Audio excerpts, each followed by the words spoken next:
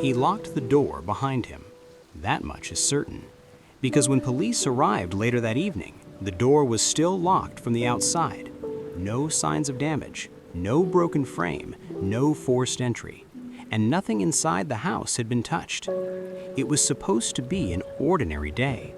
He woke up just after 6:30 a.m. as he always did. His alarm went off once. He turned it off immediately. No snoozing, no hesitation. Neighbors later said they could hear movement inside the house at the same time every weekday morning. Shower, coffee, keys. Routine mattered to him. He believed in habits, in predictability, in doing things the same way because it reduced risk. That belief would later haunt investigators. At 7:12 a.m., a neighbor saw him step out of his front door. He was wearing a light jacket, dark pants, work shoes. Nothing unusual. He didn't look rushed. He didn't look distressed. He didn't look like someone about to disappear. He locked the door, then he walked toward his car. That was the last time anyone could confirm seeing him alive. His car was still in the driveway that night, parked perfectly, doors locked, nothing missing. That detail changed everything. If he planned to leave, why didn't he take his car? If someone forced him, why didn't they leave evidence? And if he vanished voluntarily, why leave behind the one thing that gave him mobility? He didn't show up to work. At first, no one panicked. He was punctual, but occasionally late. By noon, his phone went straight to voicemail. By 4 p.m., his employer called his emergency contact. By 6 p.m., police were standing outside his front door. Locked, silent, normal. Too normal. Police entered through a spare key provided by a family member. Everything was exactly where it should be. Wallet on the counter, phone charging in the bedroom, shoes lined neatly by the door. No overturned furniture, no signs of struggle, no missing valuables. Nothing was stolen. The coffee mug was still in the sink, used, rinsed, placed carefully. It suggested something important. He had finished his morning routine. Whatever happened next was not planned. Investigators later compiled a list. No phone, no wallet, no keys beyond his house key, no money, no identification. He walked out with nothing that would allow him to start over. That alone ruled out voluntary disappearance. Police initially considered medical emergency, a collapse, a sudden event. But there were no signs he left the property. No blood, no disturbance, no reports from neighbors. A man does not suffer a medical emergency and vanish without a trace. Abduction. But abductions leave something behind. Noise, witnesses. If you found this story interesting, please like the video and subscribe to the channel. Turn on notifications so you don't miss future stories like this one. Every like, comment, and share helps this channel grow and allows us to keep telling these stories. Marks, evidence. There was none. It would have required precision, timing, control, and no mistakes. How does a man walk out of his house in broad daylight and disappear completely without anyone seeing anything? Police canvassed the area, backyards, alleys, nearby streets. Search dogs tracked his scent to the edge of the driveway, and then nothing. As if he simply ceased to exist. Disappearances usually leave chaos. This one left order, too much order, and order suggests intent. He walked out of his house that morning, locked the door, and vanished.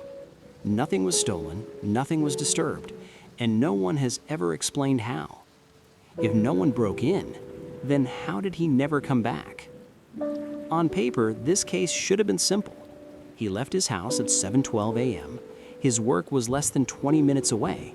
He never arrived. That narrow window should have been enough. Investigators believed that if they could reconstruct his movements minute by minute, the truth would surface on its own. It didn't. Instead, the timeline became the most disturbing part of the case. The neighbor who last saw him was confident at first. He walked out like always, she said. Same jacket, same pace, same routine. She watched him lock his door. She watched him walk toward his driveway. Then she went back inside. She didn't see him get into his car. She didn't see him leave the property. At the time, that didn't seem important. Later, it became everything. The driveway was fully visible from the street. Anyone leaving would have been seen. Anyone arriving would have been noticed. But no one reported a vehicle stopping. No one saw him get picked up. No one heard an argument. And yet, he never reached his car. That meant he changed direction, or someone else changed it for him. Search dogs were brought in within hours. They picked up his scent near the front door immediately, tracked it down the path, across the driveway, toward the street. And then the scent stopped, abruptly, as if he had stepped into something else, a vehicle. But there were no tire marks. No neighbors heard an engine. No cameras captured movement. It was as though the laws of cause and effect had been suspended. There was a traffic camera 2 blocks away. Investigators believed it would show him walking past. It didn't. They checked nearby shops.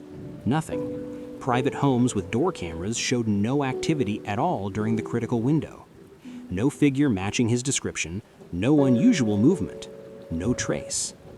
It was as if he never reached the street. Detectives considered the possibility that he walked through his backyard, but the fence was intact. The gate was locked from the inside. No footprints, no disturbed soil. The backyard ended at a wooded area. Search teams covered it thoroughly. Nothing. Not a shoe, not fabric, not a trace of blood. His phone was still charging in the bedroom. It had not been touched since early that morning. No outgoing calls, no messages, no location data beyond his home. If someone forced him to leave, they didn't let him bring it. If he left voluntarily, he chose to abandon it. Both options raised the same question. Why? His wallet was on the kitchen counter. Inside it were cash, identification, credit cards. Nothing missing.